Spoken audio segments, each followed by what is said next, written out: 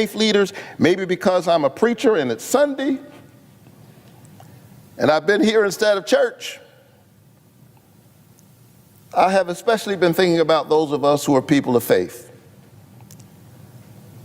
People whose lives are informed by Scripture, people of the book. And maybe those of us who have different politics but read from the same book ought to spend some time together reading the book. Because I do sometimes wonder, and I say this with all humility, none of us owns the truth. But if I'm honest, there are days when I have to ask people of my faith tradition as a Christian, are we reading the same book?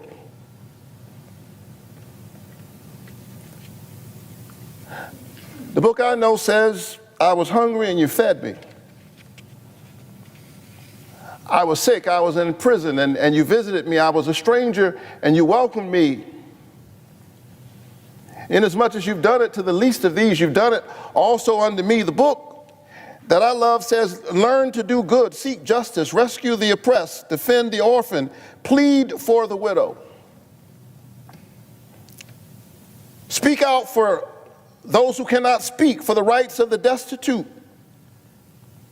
Speak out, judge righteously, defend the rights of the poor and the needy. My book says, whoever is kind to the poor lends to the Lord and will be repaid in full. The prophet Amos condemns those who buy the poor for silver and the needy for a pair of sandals. They sell the poor out and working class people for cheap. And for those of us who have a vote in this moment, for my colleagues who are swinging on a moral dilemma,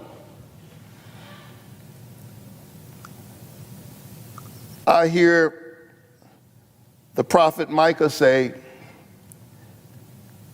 he has already told you what is good. And what does the Lord require? But that you do justice, love kindness, and walk humbly with your God.